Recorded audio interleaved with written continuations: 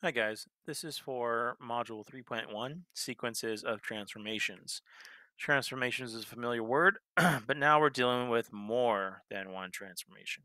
Okay, so the essential question is what happens when you apply more than one transformation to a figure? The answer is that transformations occur sequentially, so one at a time, and order matters. The result may be the same as a single transformation. So in this quick example of our answer here, we have our Cartesian plane. We have, let's say, a triangle. Okay, if we were to rotate it, if we were to rotate it 90 degrees, oops, there we go, it would be here. And okay, so here's, and then turns into that. And then if we rotate it another 90 degrees, it'd be right here. Well, 90, 90, isn't that just 180? So a rotation of 180 would be the same as two rotations of 90 degrees. And that's what they're talking about with the answer there. All right, so combining rigid motion. So this is example one. So we're drawing the image of triangle ABC after the given combination or sequences. That's another word we use. It's very common, sequences. So first things first, we have to reflect over line L, then translate over the given vector. So let's go ahead and deal with the um, reflection. So A is just becomes A prime because it's on the line of reflection. B turns to B prime, okay? And if you try to apply, perpendicular bisector, oops, sorry, it should look like that. You can also apply the perpendicular bisector for point C prime, and you should get, oops, sorry, touch screen, trying to get used to that. Wow, my touch screen is really going crazy. There we go. So again, there's the triangle. That's a triangle. Terrible triangle. Okay, translation along the given vector. So we're going to do that. So again, here was our first transformation. Let's go ahead and apply our vector, which takes us 1, 2, 3, 4 spaces to the right and 1 space up. So let's start with 1 point. Let's start with A. Okay, we're technically A prime in this situation.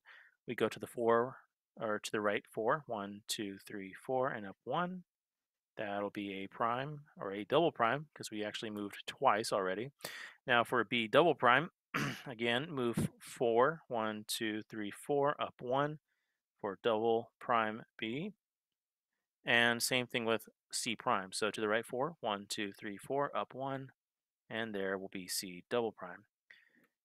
So as you can see, we applied more than just one transformation to this object, but we can do that. Okay, in real life, things like that will happen.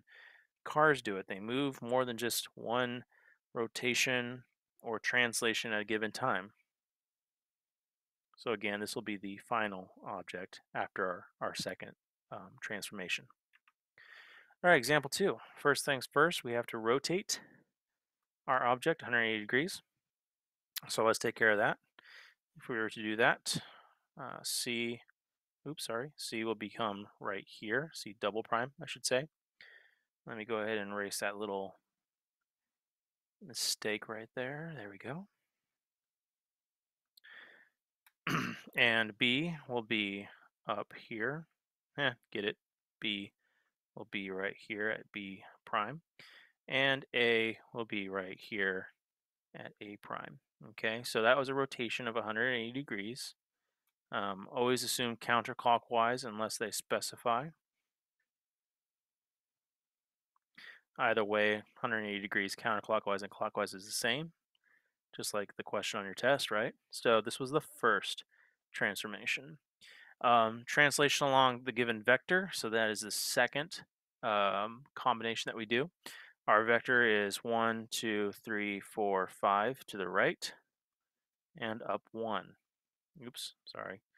And that is again up 1. So let's take A prime first. 5 to the right. 1, 2, 3, 4, 5, and up 1. And that'll be A double prime. Same thing with point B. 1, 2, 3, 4, 5, up 1. And that'll be for B double prime. And C again will be to the right 5. 1, 2, 3, 4, 5, up 1. And now as you notice, that'll be for C double prime. But as you notice, the triangle is very identical or congruent or even similar to the original. Okay, so that was the second transformation. Then, last but not least, the reflection across line L. So you can do the whole perpendicular bisector aspect of this and get your points. So that'll be C triple prime because we went through 3. Okay, and last but not least, or actually second to last, and thank you touchscreen for wigging out there.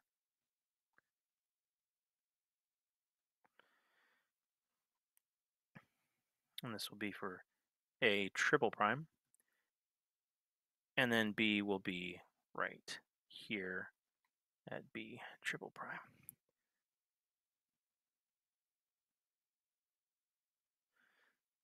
Okay. Sorry, I'm trying to focus on drawing that correctly. That's the best triangle I've ever drawn. All right, so there you go. So first we did the rotation, all right, around P. We translated with our given vector. Okay. And then we reflected using perpendicular bisectors. So this is the material that we learned last. And now that's what we're drawing. So first we have a double prime after the rotation. Then we have A, B, C double prime. And after the reflection, we have the triple primes. All right. Your turn number 1. Draw the image of the triangle with the given combination transformations. So first things first, you're going to reflect across L, then 90-degree rotation. Go ahead and try that with your group. Same thing with number 2, except translation along the given vector. Okay, they give that to you right here. And then you're going to do a rotation of 180 around the point, and then translation along U. Okay, so we have another vector. Okay, so that's the vector right here. Okay, so go ahead and try using that vector. All right, combining non-rigid transformations. This is the third example. All right, notice these. These are actually the rules, all right, for our sequence. So pay close attention to these ideas. So let's start with our points that are given to us based off the graph. Point A is at 0, -2.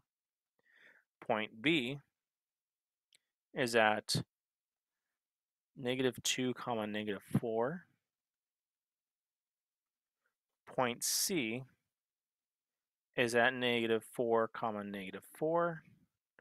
And I'm just going to apply the sequences that are occurring up in the rules above. So 3x is really 3 times x. Our x value is 0. 3 times 0 is just 0. And our y is -2. And that's for a prime. Okay. Now, what I want to do is go to a double prime. Okay. So what is 1/2 times x if x is 0, right? So 1/2 times 0 is just 0. Now, what is 1/2, or -1/2 times y if y is -2? That's the same as saying -1 times -2, or -2 divided by -2. And that's just 1. So 0, 1 will be our new a prime, or a double prime.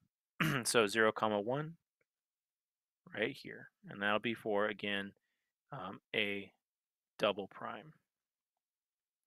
Okay, let's apply the rule to our next point. So 3x, so our x is -2.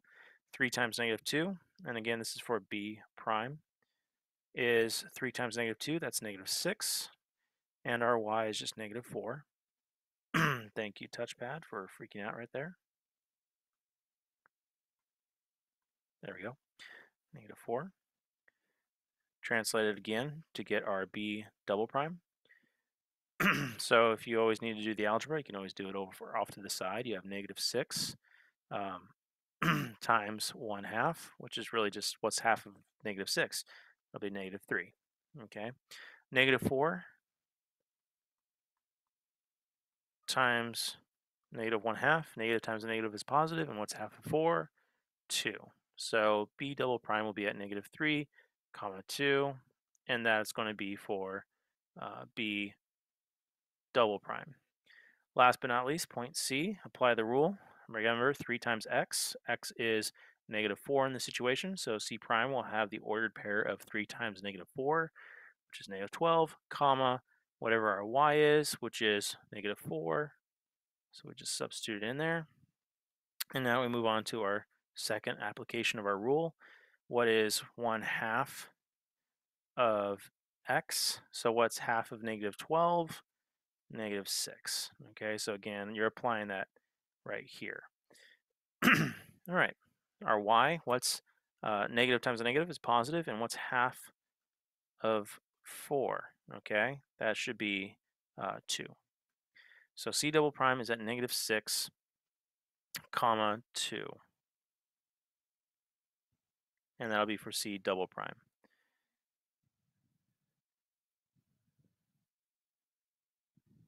So notice how our triangle definitely had a sequence of transformations. And if you notice, it's still a triangle, but you can tell it actually went through some non-rigid motions. Notice how the object doesn't even look the same. It looks warped, right? And that's because our first rule here is actually what we call a horizontal stretch. So this was a horizontal stretch by a scale factor of 3, okay? Because K right here was 3. Next thing that we have here is actually what we call a compression both vertically and horizontally because your K's are less than 1, okay? They're a fraction. So this does not preserve rigid motion.